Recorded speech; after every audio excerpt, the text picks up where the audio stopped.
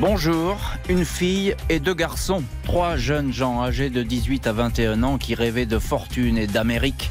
À la Noël 1984, la France va découvrir l'épopée meurtrière de ce trio, Valérie Subra, Laurent Attab et Jean-Rémy Sarraut.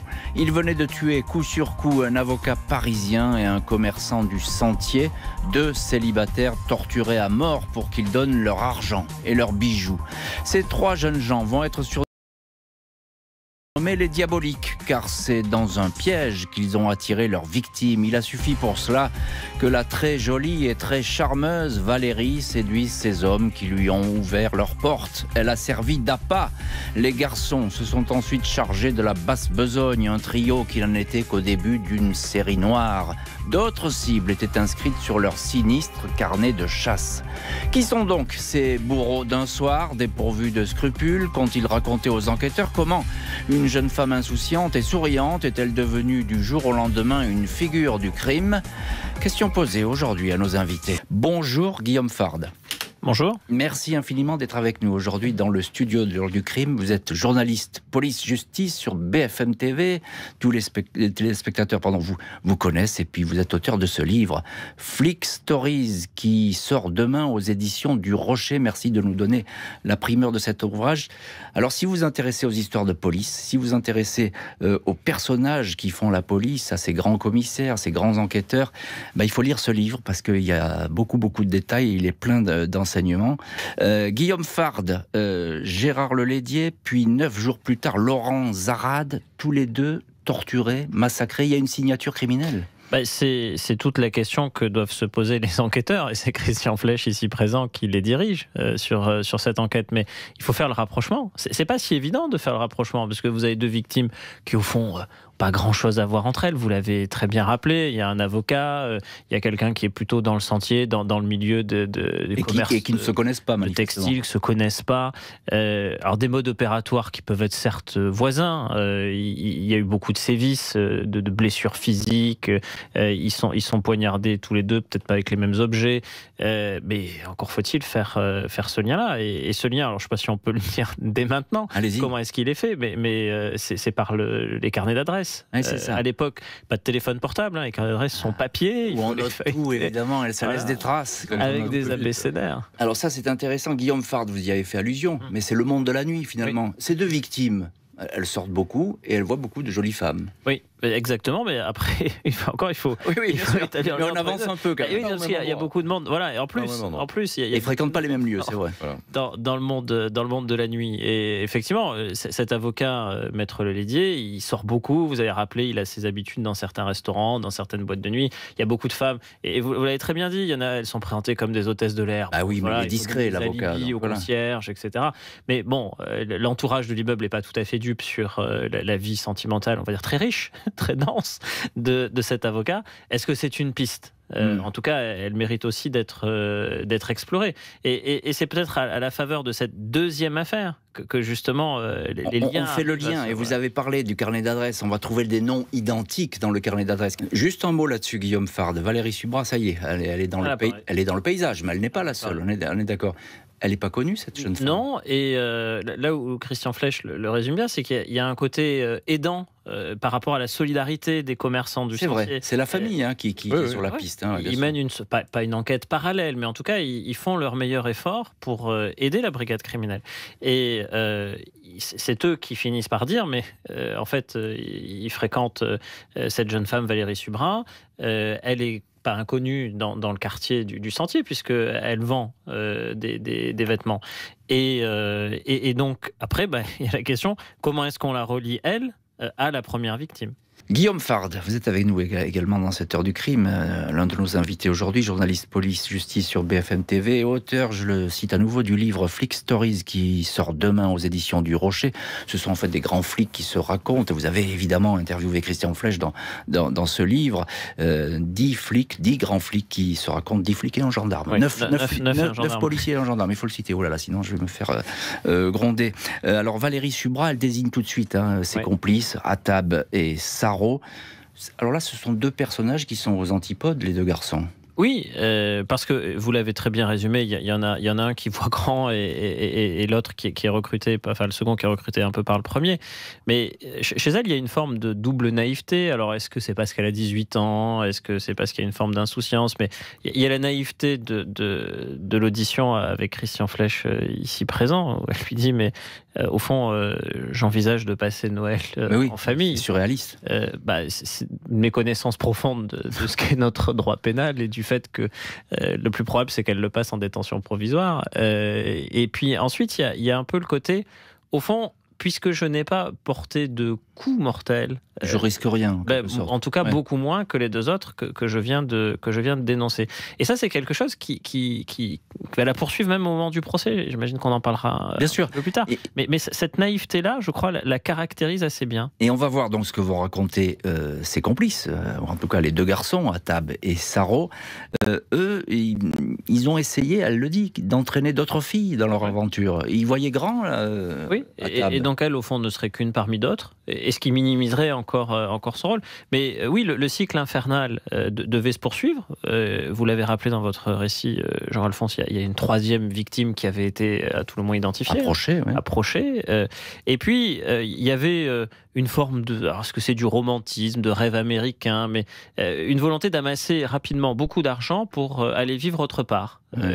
Une vie un peu nomade, un peu bohème. Et donc, il fallait aller très vite pour constituer ce pactole. Et au fond, on se rend compte que par rapport à la somme qui était initialement envisagée, au-delà des 10 millions de francs, ce qu'ils avaient en termes de butin était assez dérisoire. C'est vrai. Chez Maître Lédier, y a pas beaucoup, ils prennent pas grand-chose, objectivement. Peut-être un peu plus pour la deuxième victime, mais et encore. Elle raconte juste un mot là-dessus, Guillaume Fard. Elle raconte que finalement le planificateur, c'est le petit ami, c'est Laurent Attab. Oui.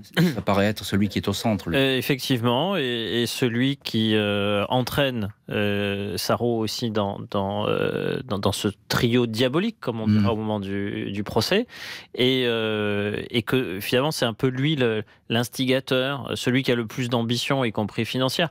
Mais au fond, qu'en fait-il de cette ambition? Je le rappelais, si c'est pour boire en boîte de nuit le maigre pécule au regard de la gravité du crime qui plus est. Et c'est ainsi que se dessine ce trio. Et ce qui va être assez central pour l'après, c'est justement la répartition des rôles des uns et des autres. Guillaume Fard, vous êtes avec nous également dans le studio de l'heure du crime, auteur du livre Flick Stories qui sort demain aux éditions du Rocher. Des grands flics qui se racontent, et vous faites évidemment, vous parlez de cette histoire dans votre ouvrage. Alors Attab, il va se rétracter. Il va avouer, mais avec difficulté d'ailleurs, il va se rétracter, il va dire que c'est Jean-Rémy Saro qui menait la danse. Alors là, c'est de bonne guerre. On se renvoie un petit peu le bébé. Oui, mais il arrive que dans les affaires de crime que vous connaissez bien pour les suivre quotidiennement, quand il y a des duos masculins, bon là c'est un trio, mais l'un prend parfois l'ascendant sur l'autre, recrute l'autre, finalement n'assume pas totalement ce que l'un a fait. Et là effectivement il y a ce côté, on renvoie la balle. Et puis il y a ce côté aussi...